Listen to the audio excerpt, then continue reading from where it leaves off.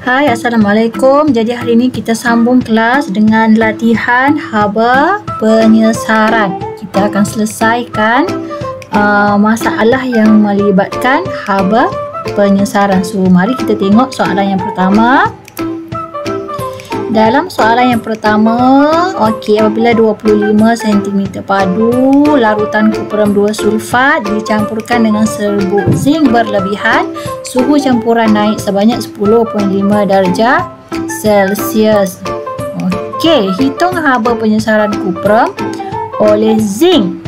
So, bila kita nampak sahaja soalan, perkara pertama sekali yang kita kena buat ialah kita highlight apakah soalan itu minta. So, sini cikgu highlight, dia minta haba penyesaran bagi kupram. So mari kita tengok step yang pertama. Kita cari bilangan mol kupram. Sebab dia minta haba penyesaran kupram, maka kita cari bilangan mol kupram.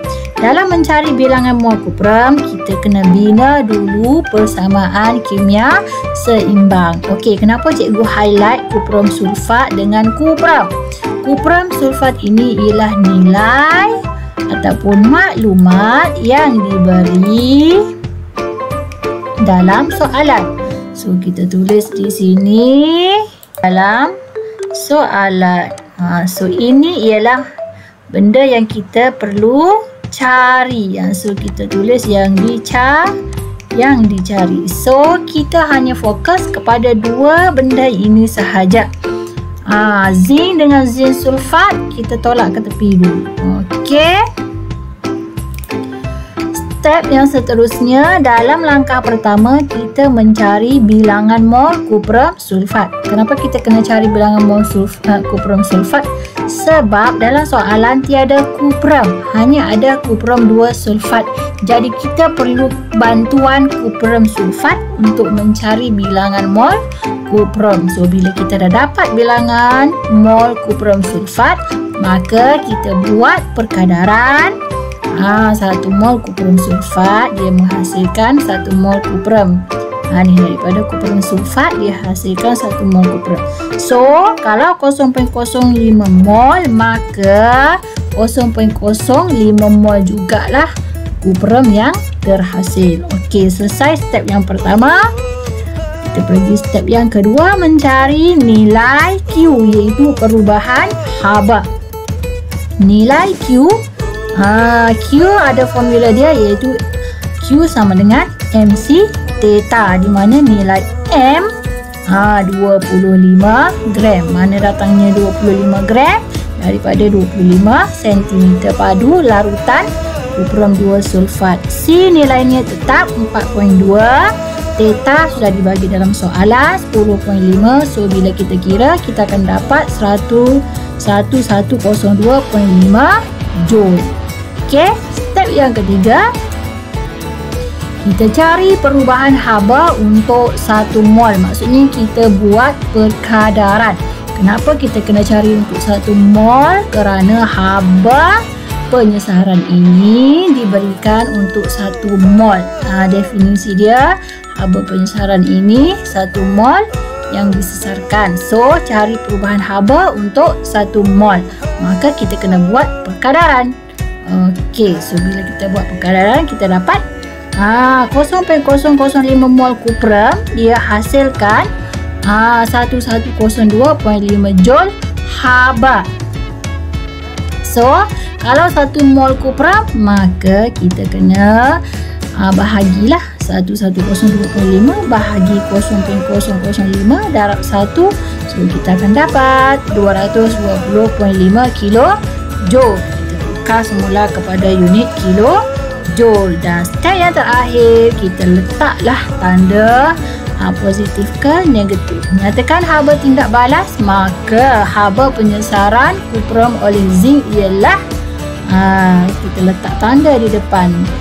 Tanda dia tanda tolak. Kenapa? Kerana ini merupakan tindak balas eksotermik, memandangkan haba meningkat. Campuran ni naik, dia meningkat. So, ini ialah tindak balas eksotermik. termik. Kita kena letak tanda negatif di depan. Okey, selesai. Soalan kedua. Okey, highlight. Apakah soalan itu minta? Kasih highlight dia. Hitung haba penyesaran argentum. Maka step pertama cari bilangan mol argentum. Ada ke tidak argentum dalam soalan? Tiada argentum. So apa yang kita perlu buat? Kita bina dulu persamaan kimia seimbang. Kenapa cikgu highlight dua argentum nitrat? Ini ialah maklumat yang diberi dalam soalan. Maklumat yang diberi. Okey. Cikgu tulis dulu. Ini ialah maklumat yang diberi dalam soalan. Ini yang kita kena cari. So kita cari dululah maklumat yang diberi tu. So kita dapat bilangan mol argentum nitrat MV per 1000 0.025 mol. Dari sini kita buat perkadaran 2 mol argentum nitrat. Dia berkadar dengan 2 mol argentum. Jadi kalau 0.025 mol, maksudnya 0.025 mol juga argentum. Okey. Step yang kedua, cari nilai Q. Nilai Q sama dengan MC theta, M50, C 4.2 theta, 32 tolak 28 kerana suhu campuran berubah daripada 28 pergi kepada 32. Suhu naik, jadi lagi panas. Okey, so kita dapat nilai 840 joule. Step yang ketiga, kita cari perubahan haba untuk 1 mol. Buat perkadaran juga, maka kita dapat 33.6 kilojoule. So dan akhir sekali jawapan kita, maka haba penyesaran bagi argentum oleh kupram ialah negatif 33.6 kilojoule. Okey, selesai. Next. Okey, soalan ini minta apa? Cuba highlight kan dia. Soalan ini minta naikkan suhu campuran. Apakah simbol kenaikan ini?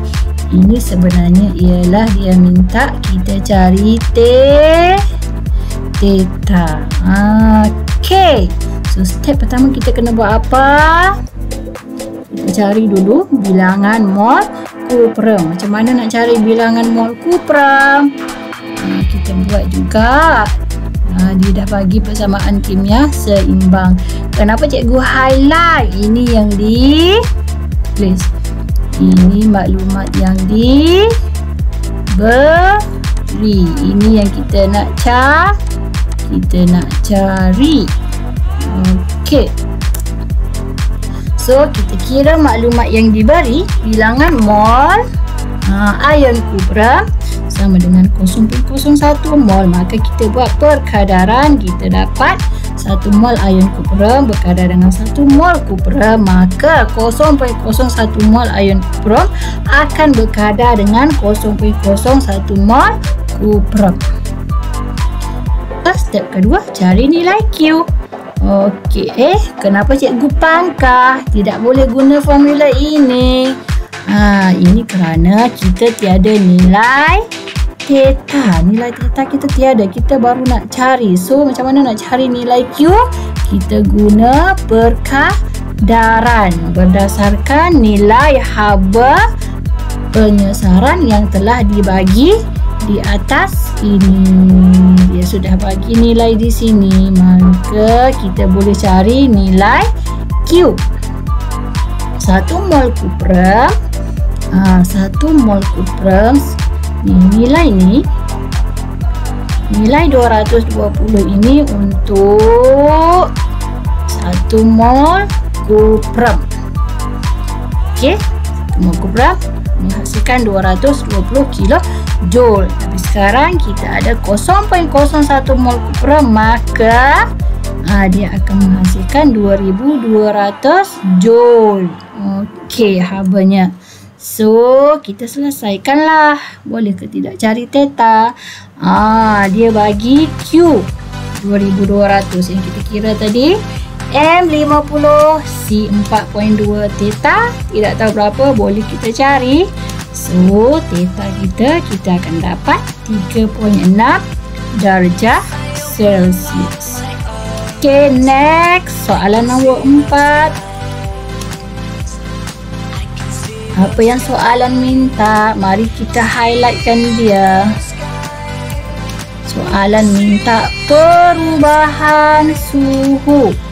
Okey, perubahan suhu ni apa? Perubahan suhu ini ialah sama dengan soalan 3 tadi. Ini ialah mencari theta juga. So, step yang pertama seperti biasa, cari bilangan mol ferrum.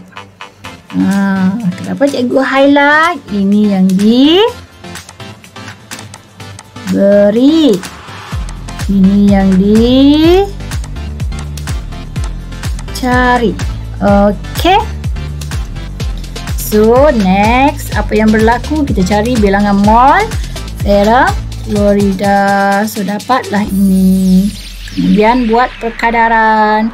Dapatlah bilangan mol bagi ferrum. Step yang kedua, cari nilai Q. Sama juga, tidak boleh guna formula. So, kita buat perkadaran. Okey, so daripada situ 1 mol ferrum. 1 mol ferrum kan? Kalau 1 mol ferrum, nilai dia yang ini. Okey. So, dapat 2520 Joule. Okey, so kita selesaikan. Kita ada nilai Q, kita ada nilai M, kita ada nilai C, theta. Boleh cari ke tidak? So, theta kita ialah 12 darjah Celsius. Dan okey, bye.